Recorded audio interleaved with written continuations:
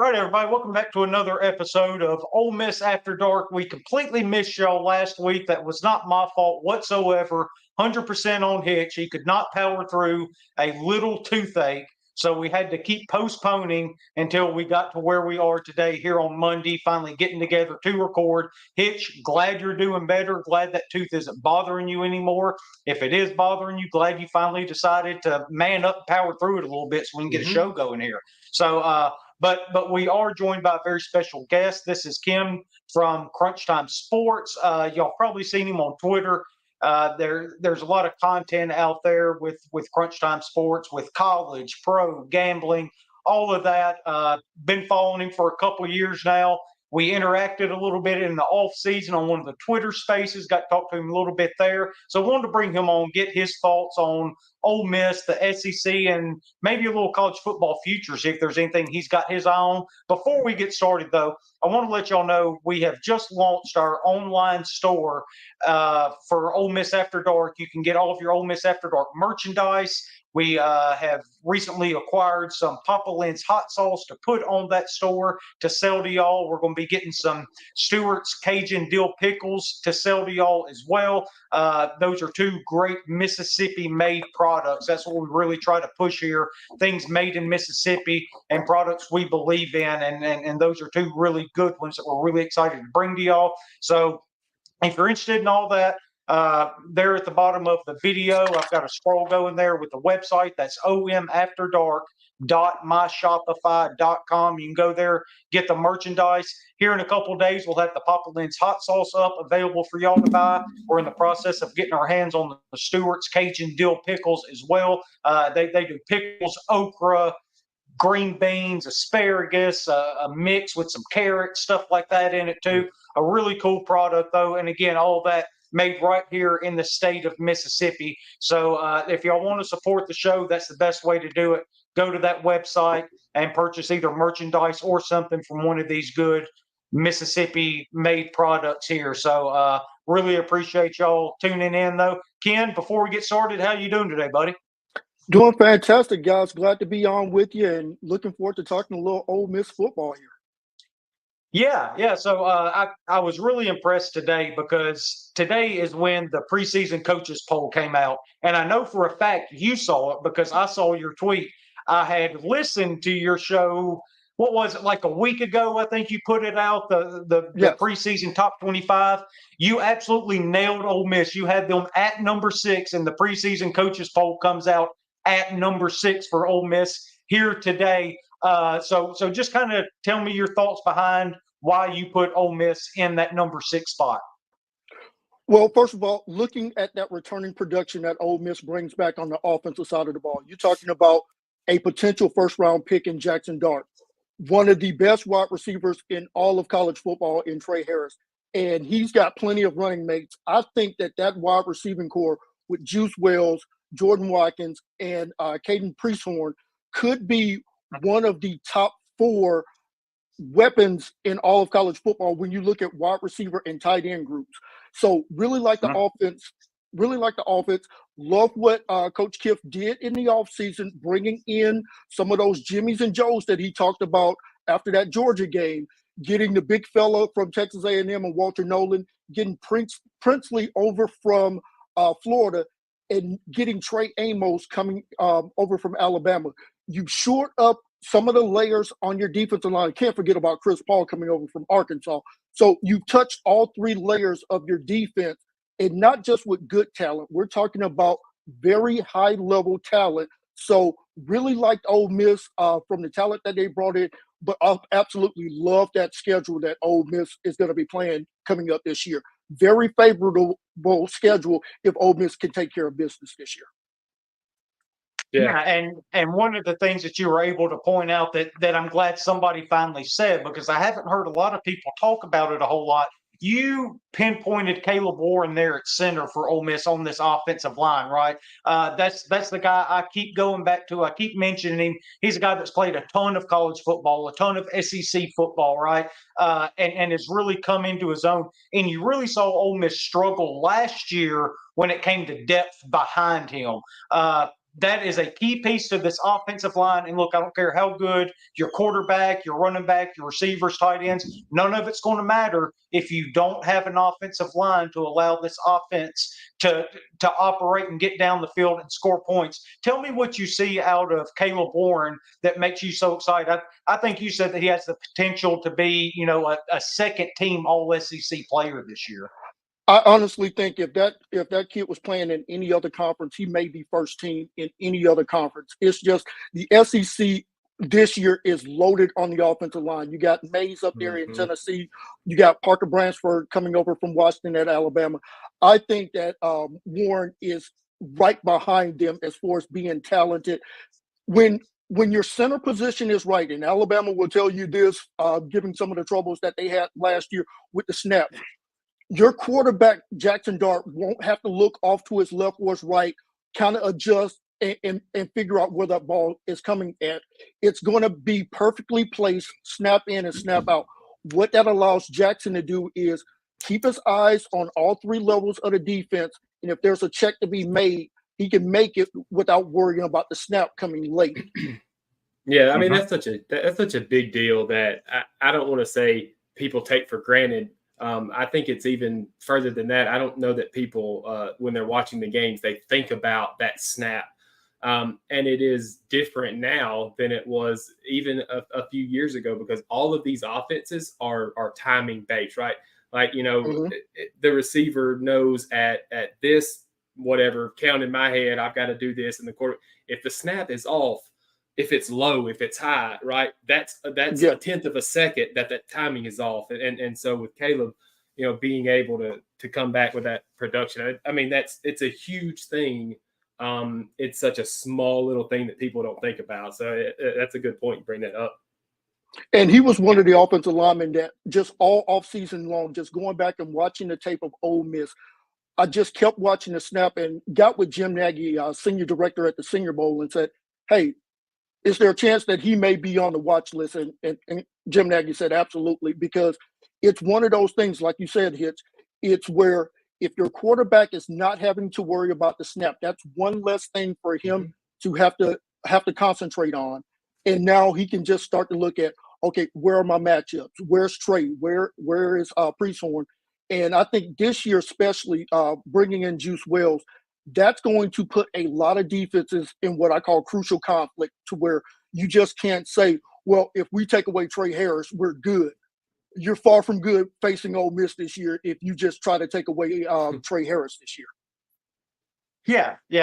I'm actually glad you brought that up, because that's kind of where I wanted to go next. Is you look at this receiving core, you got Trey Harris, you've got Juice Wells on the other side, Jordan Watkins, a guy that's played a ton, had a lot of success in the SEC. Caden Lee's a guy that everybody's really excited about. He had a really good bowl game, showed flashes last year as a really young player. I think he can take that jump. Aiden Williams, a former four-star recruit that has now played a year, he can take a jump. And then there's the wild card of Deion Smith as well, the number one JUCO player in the country.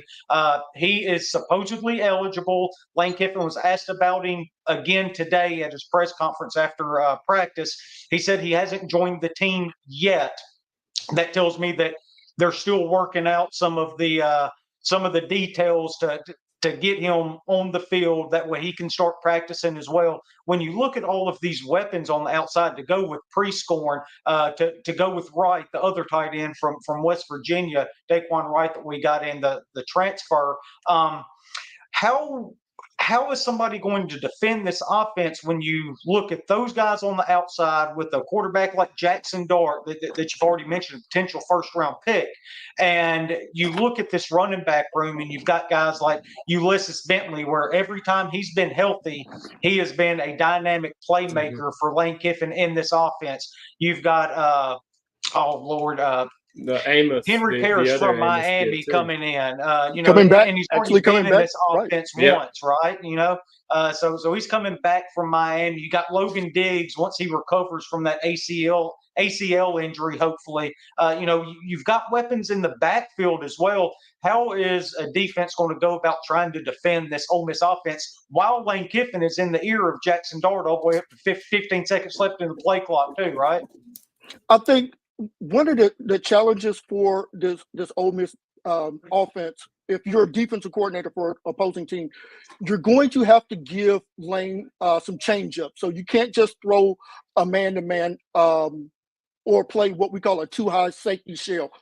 Lane will absolutely start to pick that apart. He'll just tell Jackson, look, dump it off.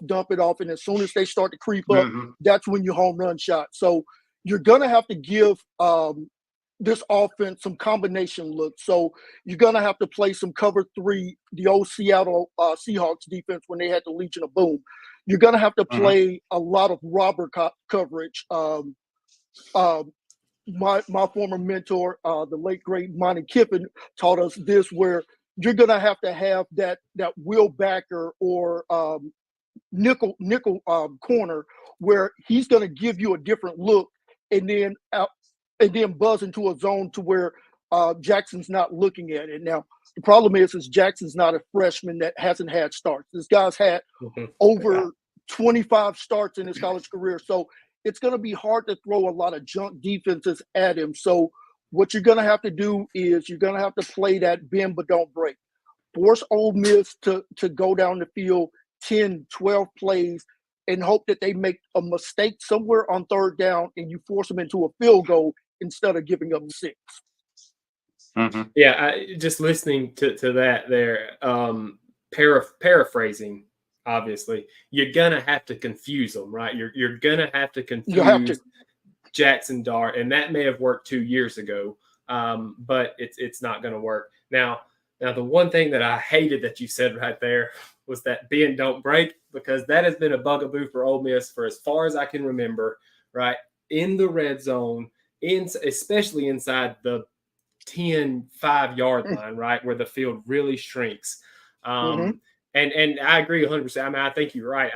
I don't know that you can straight up just defend this offense without giving up big plays, right? So you have to play that bend don't break. Yeah, but hopefully Lane has that package in there, right, with all of these skill players that he has, right?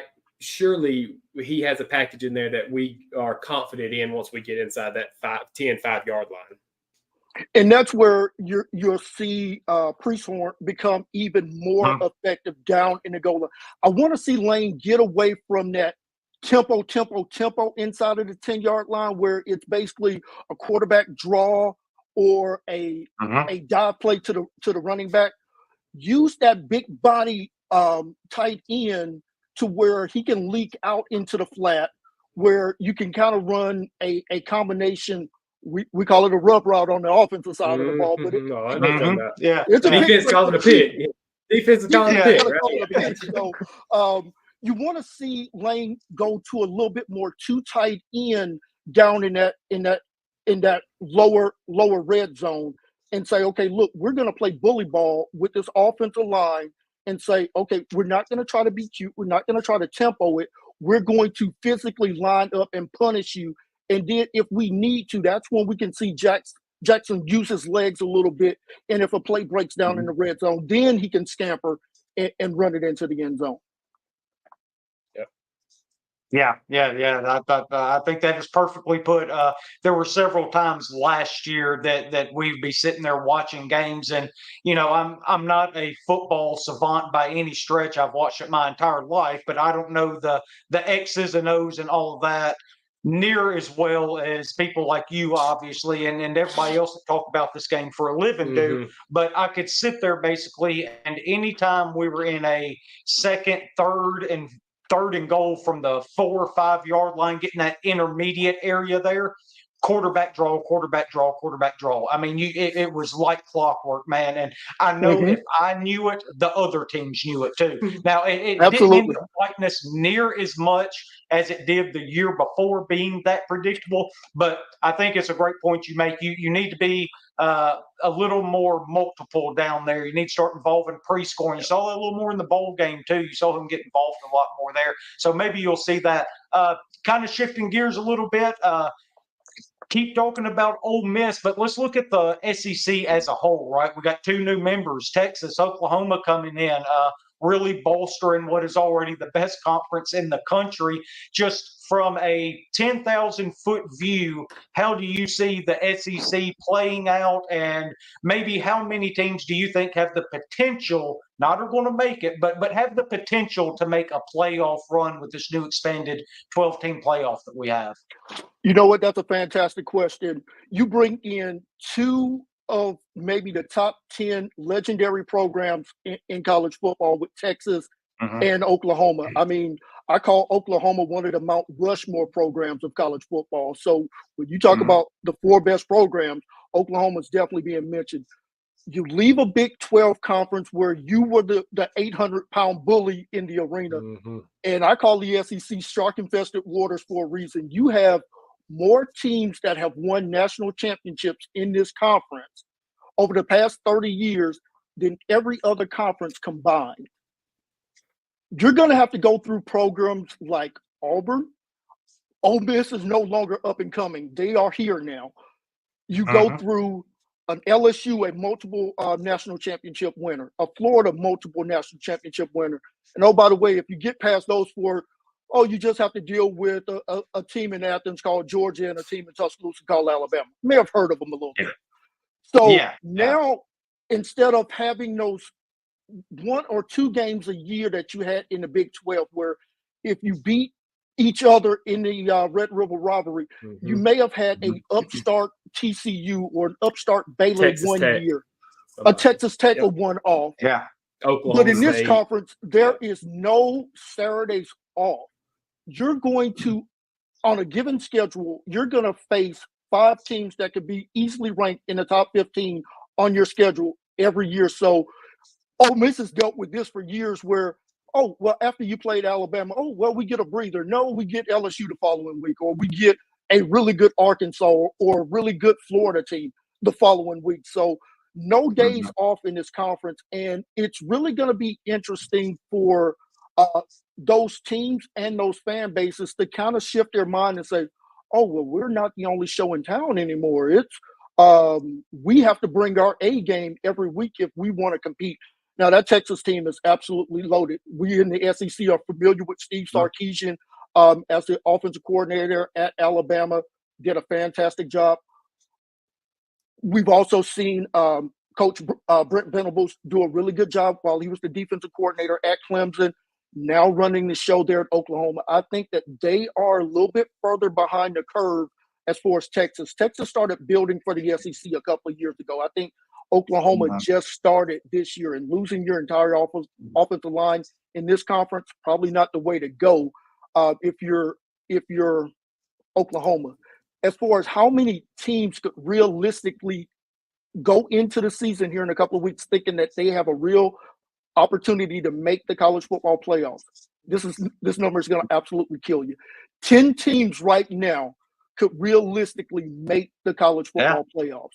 It doesn't kill Diaz, I promise you that, because we've talked about this before. Because I've been shouting from the mountaintops over here, man. That is the exact number that he gave, I think, whenever we talked about this between just he and I. Yep, 100%. That's funny.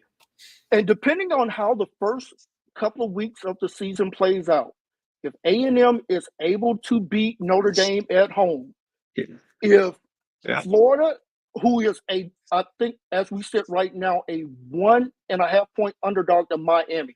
We've seen Miami blow games that they should win. Go back and look at the Georgia Tech game last year. Just take a knee, Mario. Just take a knee. If Florida wins that game, Tennessee takes care of business week 1 in Charlotte against NC State. Bama takes care of business against Wisconsin, and Texas beats Michigan. You have now put everybody behind the 8 ball, and here's the crazy thing. You could potentially see 5 teams from the Southeastern Conference get a playoff bid. Yeah, that doesn't surprise me in the slightest. Like we did a show about a month and a half ago, however long it's been now, and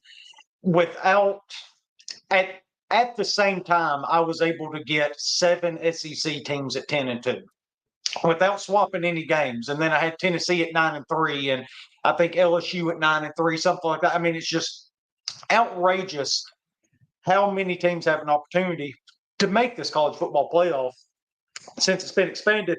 I want to go back to something you said about Tennessee or Texas and Oklahoma real quick, though, about Texas having a couple years building up to the SEC, right? It all started back when Steve Sarkisian took over at Texas, and they thought they were going to be the top in the Big 12, right? And right there, second week of the year, I think, in 2022, if I'm remembering right, they have a trip to Fayetteville against an Arkansas team that's good, not great, but they go into Fayetteville and they get run plumb out of that place, right? And it all started at the line of scrimmage. Arkansas dominated them from the word go, offensively and defensively at the line of scrimmage. Steve Sarkisian saw that and said, look, we are joining this conference in 2 years. I've got to go get those kind of guys, or we are going to get run out of every stadium we play in. And I think that's the difference with Texas and Oklahoma as well. Going from the Big 12 to the SEC is, you mentioned, having to play Alabama and then turn around having to play LSU, and then you look and you got Georgia on your schedule later on. But it's those trips to Starkville, Mississippi, to Fayetteville, Arkansas, to Columbia, South Carolina, that you don't think a lot of. That if you don't go in there with your A game and bring your lunch pail, you're going to get run plumb out of that place. Yeah, I think that's the biggest difference for those two teams. Well, and two, Ken, you mentioned schedules earlier, and Ole Miss has a looking at everybody else's schedule. Ole Miss's schedule is very favorable, which is, it feels like every year we talk about how bad Ole Miss's baseball schedule is. I mean, every year it seems like we get screwed with schedule. But looking at it, it's by no means easy, right? Even though it's one of the easier ones in the conference, because you get Kentucky at home, and then you got to turn around and go to South Carolina. South Carolina may not be a top 25 team this year or whatever, but that stadium is difficult to play in, and you will go up there and you will get your butt run out of there. Same thing, right? Dids disagrees with me a little bit here, but we've got another kind of same situation towards the end of the year with Florida. Right? I mean, just because Florida isn't good, like the Swamp is tough to play, and it's coming right after that Georgia game. You get a bye in there, but it's coming right after that Georgia game, and if you're not careful, Florida will run your ass out of the Swamp too. And so just because we have the lower tier, teams in the schedule, it's still going to be just a gauntlet, no matter who you are in the SEC. And Texas and Oklahoma probably have never gone through that type of schedule. No, it's going to be very, very tough. They have it. And you talked about it. William Bright Stadium, home of the Gamecocks there in South Carolina. That is a game that I circled as a trap game for Ole Miss, because you're coming off of your first conference game with Kentucky, that look-ahead spot with LSU. That is not a place you want to go in and just kind of, as we used to say, roll the helmets out and think that you're gonna get a win. Nope. That place is absolutely juiced up, and Shane Beamer knows that he's basically on his last lifeline here. So knocking off a team like Ole Miss buys you a lot of goodwill. And if you think that those fans in that stadium and the other players on South Carolina do not know that there is a player from South Carolina named Juice Wells on the Ole Miss roster, you're crazy, right? I mean, this is going to be, and that makes, I'm not going to say it makes it a bigger game than it should be. It should be a big game, but that adds to this already, hostile environment. Absolutely. And that's one where if we're talking about that being a hard-fought game, that's actually going to be good for Ole Miss, because we saw this team last year really show a lot of mettle after losing that game against Alabama. Could have easily gone in the tank. We've seen that from Ole Miss teams in years past. Really step up, and I said it, first team to 50 was going to win, but what you really liked about the team was they never stopped playing, even though the defense was giving up. Now, in all fairness, LSU was hanging 40 on everybody last year. So to say that you gave up almost 50 to them is not an insult to your defense. But it was just one of those games where if you were an Ole Miss fan, you really came out of that saying, okay, we got something really good here this year. Yeah, it really did. And I think that is exactly maybe what I said, because I know me and Dids, we even did a show about the Alabama game, and we got together and we watched it. And I remember coming off of that game just down in the dumps. And that LSU game was, you know, was a big one to get us back into. Yeah, but that South Carolina game, that's one that me and Hitch both have said over and over again. Like, that's the one that just scares the hell out of us for all the reasons you said, Ken. Coming right off that Kentucky game to open the SEC, and right before you go to Baton Rouge to play LSU in this incredibly difficult environment to play in there in Columbia, Brian Bryce Stadium. It's just really, really difficult in that spot. And it's just a really tough place to play. So it worries me so much that I might be on South Carolina, if we're being honest. So depending on the line, look, if Ole Miss is anywhere near a double-digit favorite in there, I will be all over the game. More than 7, and I'm jumping. Yeah. Anything over a touchdown, and I'm all over South Carolina at that point. But before we get out here, I wanted to ask you: are there any college football futures that you've had a chance to look at, whether that be Heisman Trophy odds or a certain team winning a conference that you like that plus odds, or just somebody to make a playoff? Have you seen anything so far? Oh, absolutely. We've been tracking these markets pretty much all off season. So I'll give you guys a couple here. We'll stay in the Southeastern Conference with a couple of these. I remember this old phrase that an old handicapper gave me, and it was the acronym BOB. He was like, bet on Bama. I know Nick Saban is no longer on the sidelines. Oh, by the way, the guy that replaces him this year, just played for a national championship last year. Yeah. Over the last two seasons, a 25-2 record, better than Coach Saban, and beat the team that Nick couldn't beat in the Texas Longhorns in the playoffs to get to that national championship. Kalen DeBoer is a top 5 coach in this college football, not just the conference, the entire league. Yes. We have scouted him for probably almost a decade now, when he was the offensive coordinator there with Indiana with Michael Penix Jr. You saw when he left to go to Fresno State, Michael Penix was not the same quarterback that we saw last year, lighting up defenses all over the place. Kalen DeBoer is going to figure it out at Alabama. That win total sitting at 9.5 with the 7th hardest schedule that we have Alabama playing this year says what the betting community thinks about not only this team, but this head coach. If you're telling me that you're going to find 3 losses on this schedule for Alabama, good luck. I think Alabama not only makes the playoffs, but is a real threat once we get to that part of the year. Another team that I would watch out for in the Southeastern Conference, and nobody's really talking about them, but they got rid of, we'll call it the mistake from Florida State in Jimbo Fisher, bringing in a guy who can absolutely coach defense in Mike Elko.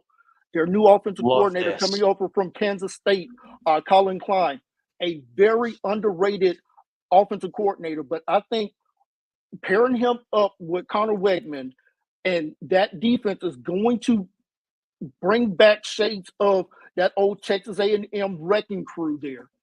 I think Texas A&M has an opportunity with that schedule. Notre Dame just lost their starting left tackle today. Oh, by the way, he's going to look over on the other side and see a future first-round pick in Nick Scorton. This guy may be the best pass rusher off the edge in the Southeastern Conference. What he put up last year at Purdue, you give him now Shamar Turner on the inside with him, that's going to be a defense to watch out for. Look at that A&M schedule. Guys, Notre Dame, McNeese State, they go to Florida, Bowling Green, and Arkansas. If they come out of that 5-0, watch out. Not saying that they're going to win the conference, but their schedule sets up really well down the stretch where they don't have Ole Miss, they don't have Bama, they don't have Georgia. They do have LSU and Texas, but you get those games at home. I like the way the schedule sets up for Texas A&M. And I agree 100%. That could be the sneaky 5th team to make the conference, especially if they the playoffs, especially if they knock out Notre Dame, because we know the media loves Notre Dame, and if Notre Dame leaves, if they leave College Station with a convincing loss, you've now knocked them out of the playoffs. We've been looking at this one for a while. Yeah, I hate it. I hate it so much, but it is so right. I mean, it couldn't be more right. Yeah, I when we went through the schedules, I had Texas A&M finishing 10-2 and being one of those teams pushing for a playoff spot out of the SEC. Like I said, just because the way the schedule sets up, right? Yeah. You don't play Bama, you don't play Georgia, but it's the LSU and Texas, and you get them both at home. Again, that Notre Dame game in week 1, I said if they can win that game, look out for the Aggies because it's got 10-2 written all over it, and that's a potential playoff berth at that point. Yeah, first thing we did whenever we saw it. I mean, we did that show and we saw their schedule, went through their schedule, and first thing we did was went to the futures and go, if it's less than 9 games, man, I'm all in on that one. That's a great call, Ken. And as far as now, we usually stay away from the Heisman market, but this year it just kind of sets up for it. I think that quarterback that's playing in Eugene, Oregon, Dylan Gabriel, has an excellent chance of winning the Heisman. So when this market first opened about a month ago, he was probably 3rd on the board. He sits right now as the betting favorite. And if you look at those weapons, he's got some toys to play with there in Eugene. They get the Buckeyes in a primetime spot there in Eugene. I want to say this to anybody who is an Ohio State fan.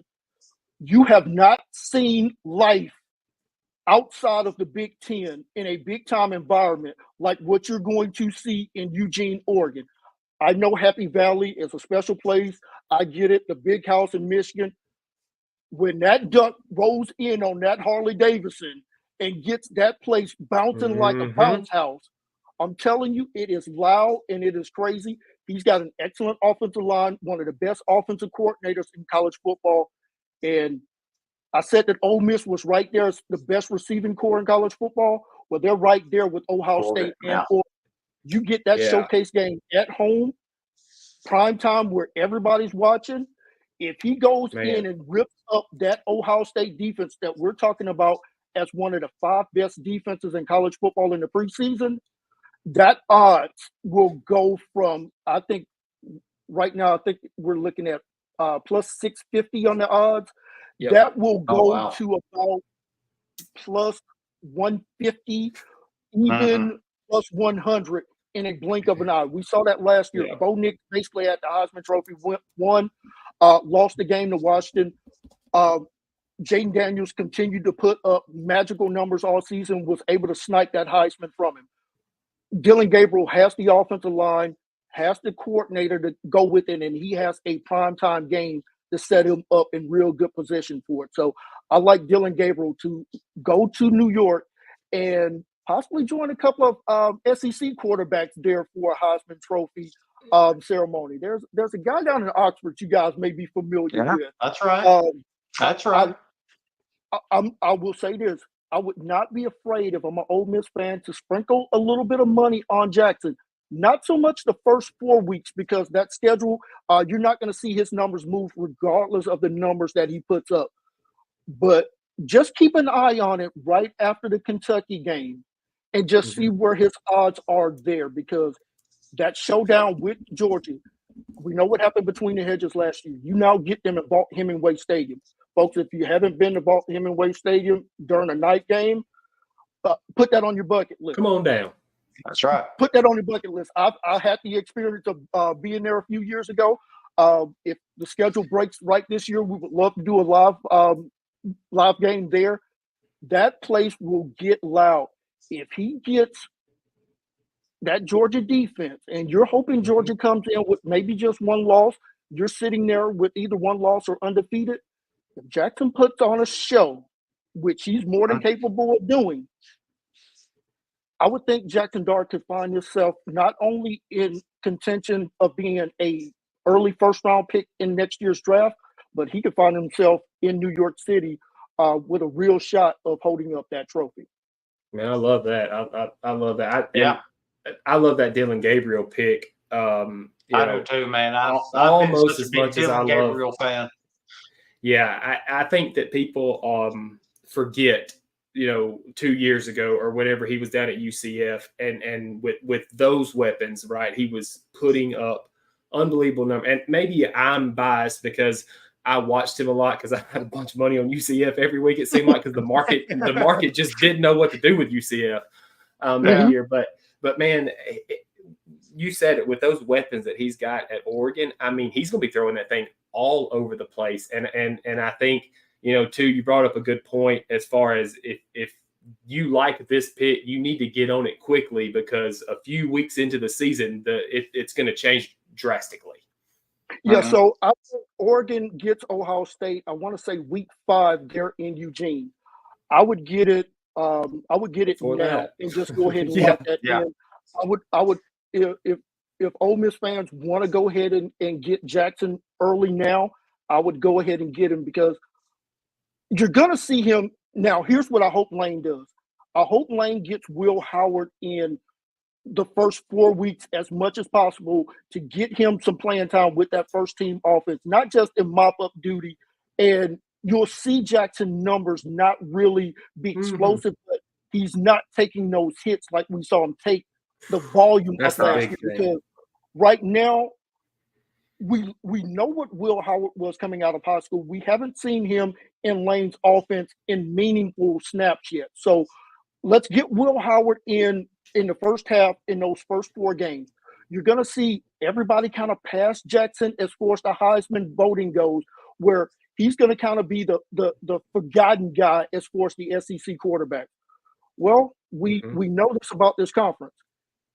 If you play in big-time games during the later part of the year, which Ole Miss can find itself in regardless of what the schedule is, if you have a 1 or 0 next to your name in this conference, you put yourself in position to where now those games that would have been on the SEC network, now those games are on ESPN primetime or ABC primetime.